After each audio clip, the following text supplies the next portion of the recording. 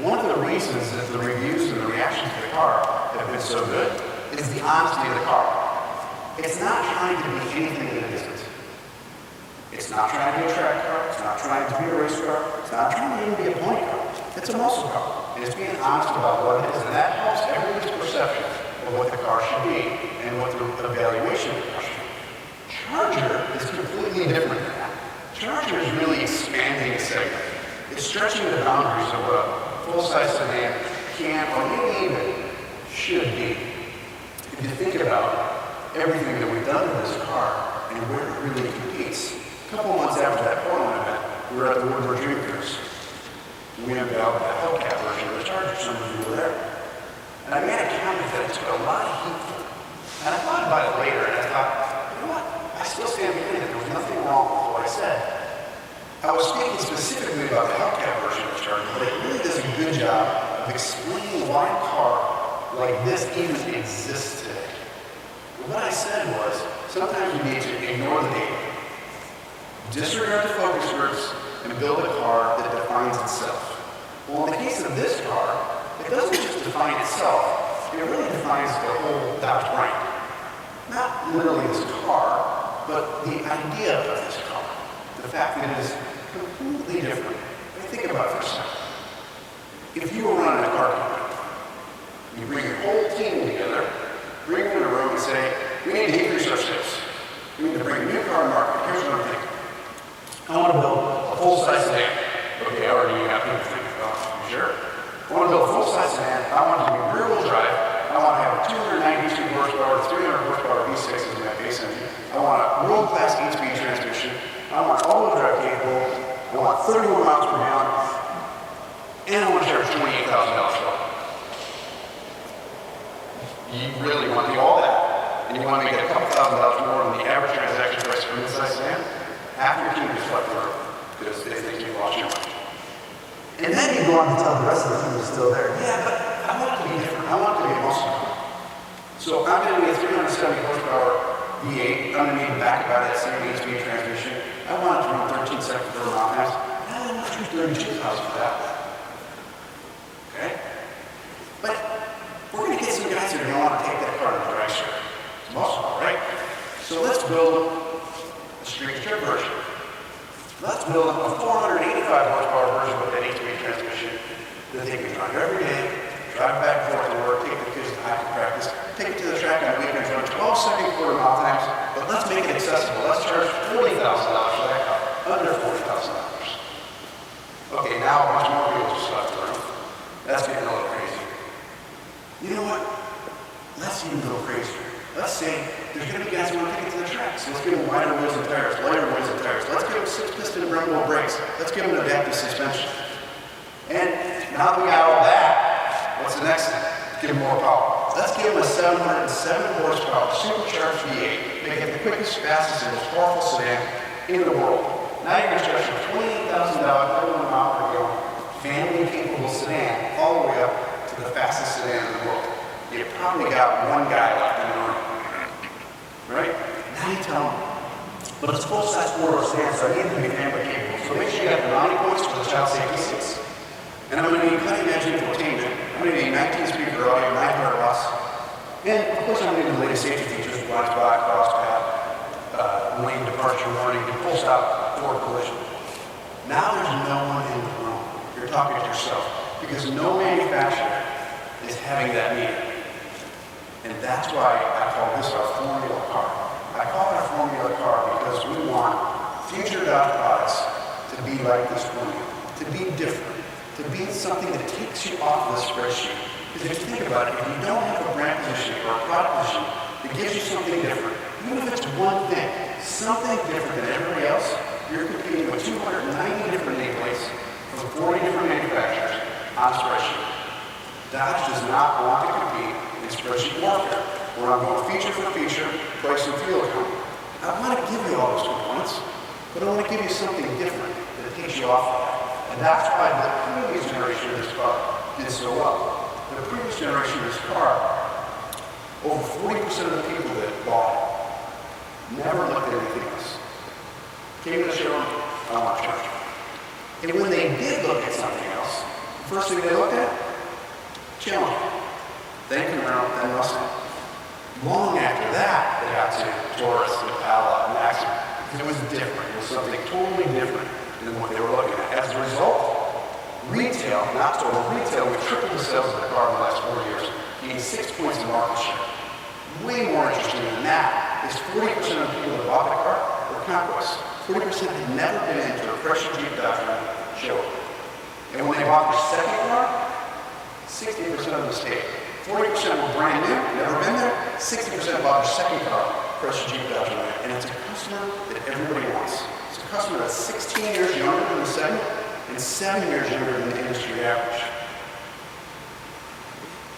And for 15 with this car, we're going to take that same formula for the next level. We've seriously modernized the look and feel of this car. But we made it tighter, leaner, more athletic, but kept all of the proportions, all of the driving dynamics, all of the performance, and all the attitude that made it that performance car in the first place. Because we want to keep that formula going. Because we believe there's a lot of people, a lot more people, that are getting bored with regular cars. They're getting bored with those 290 different nameplates that don't stick out. They're getting bored with the cars that are losing in the parking lot. They're getting bored with cars that they don't halfway walking into the store, turn around and look and say, damn, that's a cool car. That's what they're doing with this car, and that's what we want to keep doing. And the guy that made that car that they turn around and look at us are Kelsey, so I'm going to let him tell you how we did that.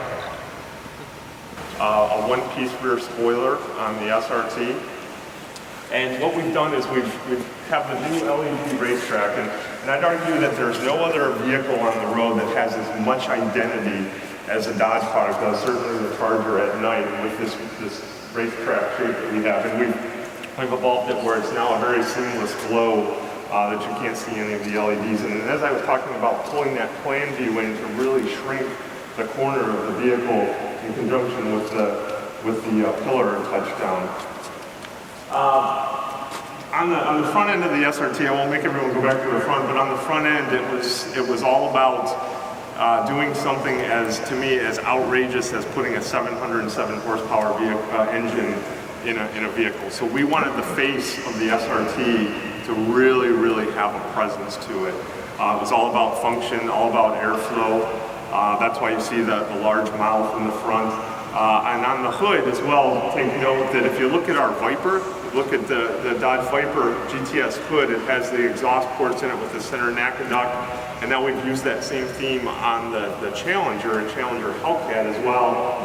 And we're evolving that here as well. So keeping a good family of shapes going. In terms of the 2015 car, what we really wanted to do was, the interior really was, I think, a good statement in itself, in its 14 state, but we wanted to go in and touch all the areas that the driver was really interfacing with. It's a driver-centric cockpit type of vehicle.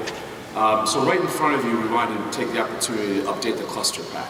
7-inch standard TFT, multiple finishes throughout the lineup, including the red to match with the red key on the gauge pack of the Hellcat model that you guys see in front of you. As well, the infotainment system's been updated. It's got the next generation head unit in it. It comes standard with the 5-inch on our SE models, and then you can instantly opt up to an 8.4-inch display. Obviously, you guys are probably aware, easy to use, user-friendly. But some of the things that we've added for Charger are our performance pages that is now available in the suite of the Dodge family of products. As well as there's a Super Track Pack feature button, which you'll see on some of the vehicles out there. That unlocks a secondary level. Dodge is going to be coming in with our performance control pages, which allow you to get in there and fine-tune some of the attributes, steering feel, and some of those things. And then on the SRT products, it's called Drive Modes. And Drive Modes take it to that next level. It's got a nice view of the chassis. The guys, in terms of Allison and the rest of the team, will take you through the rest of the detail from an engineering perspective. But including the cluster and that infotainment center allowed us to get in there and redesign that piece. It's a stamped aluminum bezel on all models, all versions of the Charger and Charger SRT. 3 finishes throughout, which is great. It's one of those things that in terms of you get in there, it's cold to touch, it's the feel, it's not plastic. That type of thing was the opportunity we wanted to take hold of, is getting into the details.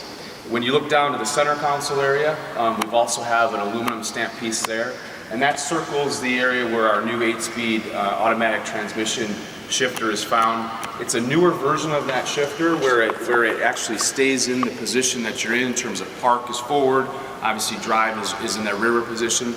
Much easier of an interface rather than the shifters that tend to rest at that home state. So obviously when you guys are driving, you'll experience that. Our steering wheels are brand new for both of the cars. Our Dodge core steering wheel still has performance thumb bumps on it. We actually have more of a higher end performance version of that wheel for Dodge. And then we also have our tried and true flat bottom SRT wheel. In terms of other things throughout the interior that we touched, I talked about the touch and feel surfaces. The color and trim palette for the interior has all been reworked. We have 19 total combinations that you could basically get at. I mean, really what that means is you got something for everyone. You got your standard cloths with heat, and then you have your finer leathers, and then you get into what you have in front of you, the Laguna high-grade leather that's found on our SRT and SRT Hellcat packages. So really, it's about giving the customer anything they want throughout the lineup. And then one of the things that we took the opportunity to do is on a performance sedan of this caliber, you got to make sure that you give the family something extra. So we've come in with the Simpson sort of child racing seats, and we've trimmed them with the same leather so that at least it looks good when you put those puppies in your car. So I'll be here, the entire day out on the drive with you guys. So with that, I'm going to turn it over to Allison. Well, good morning. We also have all new front and rear fascias, and those fascias contain our new lighting. We really stepped it up on this vehicle from the outgoing car and went to mostly all LED lighting. The headlamps are a bifunction halogen with an optional HID. They've got LED turn signals with LED DRLs, but also have a park function. We have the first in the company of a 3-burner LED fog lamp. We've got lit side markers now, also powered by LEDs. On the rear, we've maintained the signature LED look, but we've used new lens diffusing technology to give the ribbon effect. We've got LED backup lamps, LED turn signals, and even the license plate pocket now has an LED lamp. From an overall visual appearance from the car, you may notice that the washer nozzles have been removed from the hood and tucked back into the hem. The effect of that is it gives a much cleaner appearance to the car. From an engineering perspective, that certainly gives us a challenge. We love them being right smack in the middle because we get the heat from the engine, so we never have to worry about the ice or the snow causing the system not to work. So when we moved them back up to the hem, what we did was we changed them to heated washer nozzles standard, and that way we were ensured that the performance would always stay the way that we anticipated, plus the overall cleaned up look of the car. But it wasn't just about making sure that the car looked beautiful. We wanted to make sure that we brought in some additional performance cues to the vehicle. So the V6 is now standard with the 8-speed transmission. And for the first time, we've paired the 8-speed transmission with the Hemi V8. We've also gone to an all-new driveline with a prop shaft that went from U-joints to CV joints and a four-point mount between the diff and the cradle. The other features we brought in is we've added electric power steering. What electric power steering allowed us to do was develop unique CALs that allowed us to set different efforts between when you were in highway driving mode versus being in a parking lot situation. It also allowed us to add a feature where on every vehicle, the customer can go in and configure the steering setting that's right for them. We have a comfort mode, a normal mode, and a sport mode. That also let us bring in some additional safety features. We now have lane departure warning and assist. What that does is it will give an indicator in the cluster if the vehicle starts to drift out of the lane. And we will also apply torque to the steering wheel to bring the car back into the center of the lane. With that feature, you can go into the radio and configure it exactly the way you want. You can get the sensitivity change for how soon it will alert you or not alert you, and then the strength of the torque that will be applied to the steering wheel to help guide the car back in. A couple other safety features we've added. We now have Adaptive Cruise Control Plus, which will set its speed based on the vehicle. You can set it to what you want, but based on what the vehicle is doing in front of you, the car will slow down. And with this generation, the car will actually come to a complete stop. Hold, and if the car in front of you moves up, the car will then, your will come back up to the initial preset speed. We've also brought in forward collision warning plus. Anything less than 20 miles an hour, we will bring in full autonomous braking, bringing the car to a complete stop, up to a 1G force. Over 20 miles an hour, we will give an indicator in the cluster to the driver. We will give a brake jerk to make sure they know there's something imminent occurring in front of them.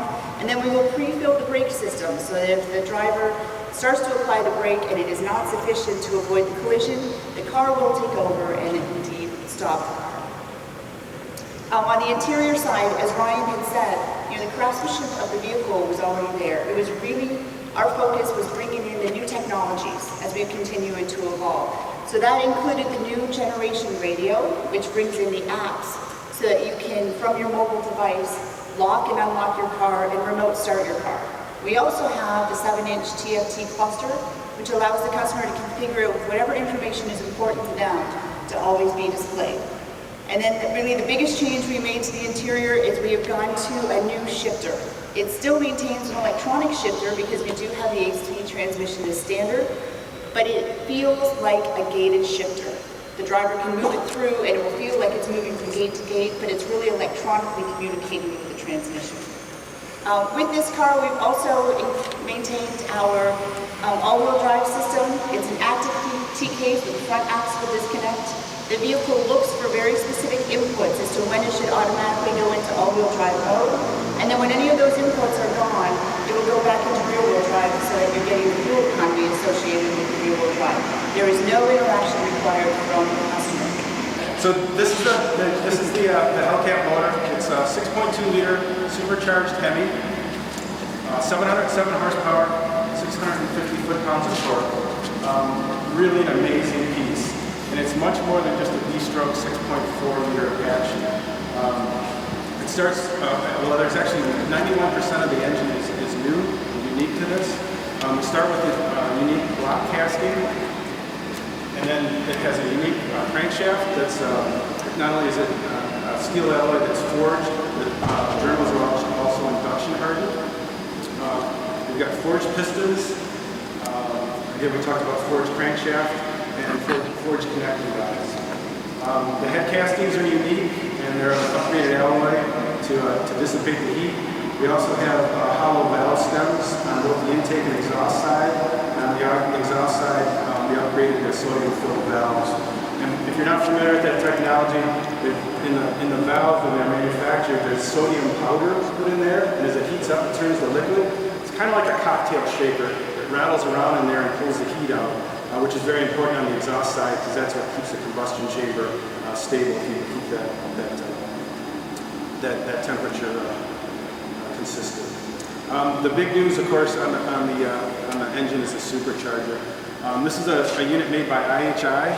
It's a twin scroll supercharger, belt driven. It takes about 80 horsepower to drive the supercharger at maximum engine speed. The supercharger puts out 11.6 psi as maximum boost, and it runs a maximum speed of 14,600 RPMs. So this thing moves a lot of air.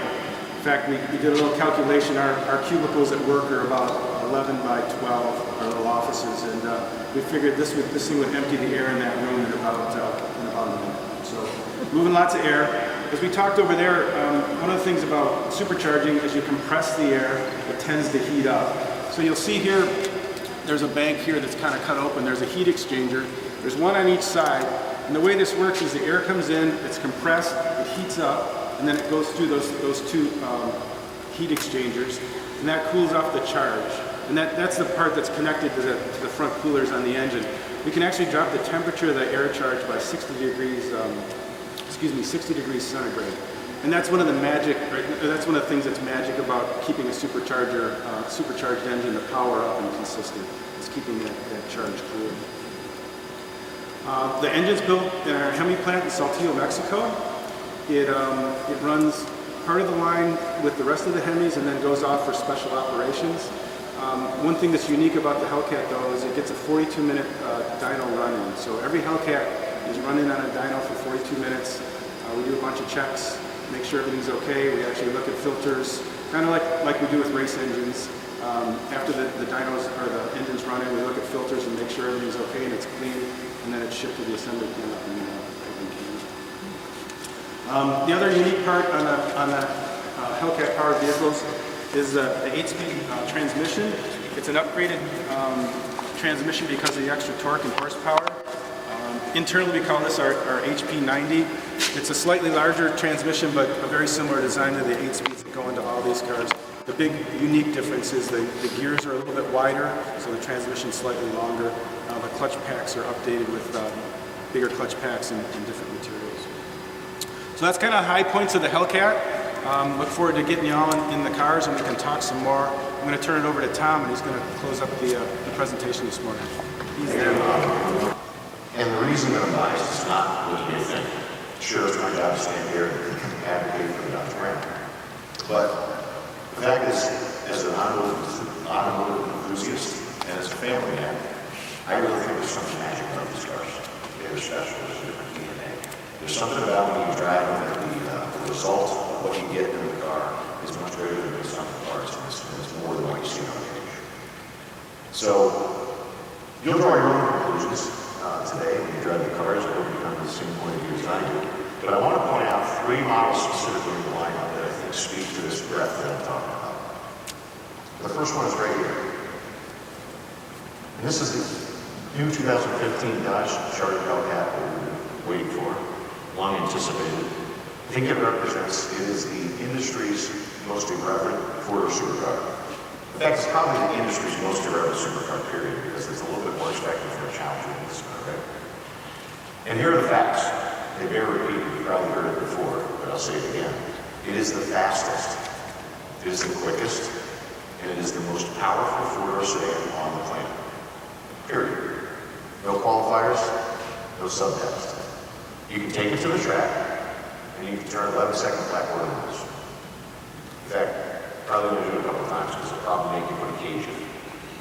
You can take it out to the salt flats if you have the fortitude, and you can go 204 miles an hour. You can do all that as equipped from the showroom floor with these tires and everything. Then you can strap the kids in the back. You can flip on the air conditioning. You can drive home to 22 miles per gallon. In fact, you can probably strap the kids in the back while you're having fun, but take it from me, your spouse gets very upset about that, so I don't advise you to do it. Maybe the most remarkable thing about this car, though, is the price. So, because there's really no competition specifically for this car, you can charge anything you want, I guess. But it's $63,995. That is including gas guzzler tax and not including destination. It's $63,995. It is a remarkable deal. These are the good days, right? In a sense. So, let me talk about the second car, and it's right here. The new for 2015 Dodge Charger RT Scat Pack. This is, I think, the industry's baddest four-door muscle car. In fact, it is the fastest four-door for under $40,000. So, it is the top of the RT lineup from a trim standpoint. But this year includes the 392 engine from the SRT, 2-pot Brembo brakes, and at $39,995 is the fastest car for under $40,000, fastest four-door. In fact, I urge you to compare it to the Chevy SS, because for almost $5,000 less, you get 70 more horsepower and 4 more miles per gallon. No gas guzzler tax. Tim talked a little bit earlier about the fact that these are considered muscle cars. And so I use the term very specifically because our data shows from the crush-up data that, in fact, we're unique in the segment because these customers that buy Chargers do crush up Challenger, Camaro, and Mustang. And what they find is that they get the same attributes as the muscle car, the thing that they want. But they do it with a degree of practicality that you can't get in those other cars. And so that's unique in the industry. And that's true of both V8 and V6 cars. Which brings me to my third point, and it's this car here. So, maybe the most significant one is this, because it's the highest volume car. This is probably the industry's best four-door family sedan. Full-size four-door family sedan. And the reason it's significant is because it has all the DNA of the other cars. But it comes standard with the Pentastar V6 engine at 292 horsepower, 300 horsepower if you get the rally package. Standard 8-speed transmission this year. And we've been able to hold the starting price on the car at $27,995 with the V6 and the 8-speed, which is the same price as the outgoing car with V6 and 8-speed. In fact, also have the availability of all-wheel drive on both the SE and SXT models. And this year, it's available for $1,200 less than the outgoing model, starting at $39,995. So there you have it. The reason I speak to those three cars is because I think they capture what Dodge Charger's all about. It's a 3-in-1 car. It's occasionally a supercar. It's frequently a muscle car. But it's always a family sedan. They're very good at that. So, you're going to head out today. You're going to drive at some point. You're going to drive the cars. You're going to have the access to every one of the models. So let me just walk the model lineup real quickly for you, and I'll turn it over to Rick so we can get started. So the SE starts at $27,995 with the 292 horsepower V6. The SXT starts at $29,995, has some content equipment and a host of other options that are available. At $32,995 is the RT, which comes with a 370 horsepower Hemi. All 8 speeds, 8-speed standard across the lineup. At $39,995, the Scat Pack. Scat Pack is late availability. It'll be available in the first quarter, so that is the one car that you won't have out here to evaluate today, but you can take a look at the example vehicle here in B5 Blue. And then $47,385 for the RT, SRT, sorry, with a 6.4 liter, 485 horsepower engine. And finally, the red car in the middle, the Hellcat, $63,995. So we'll be around all day to answer any questions that you have, any details, fill in the blanks. Most of that material is in your press kits in great detail. I'm going to turn it over to Rick so we can get on the road.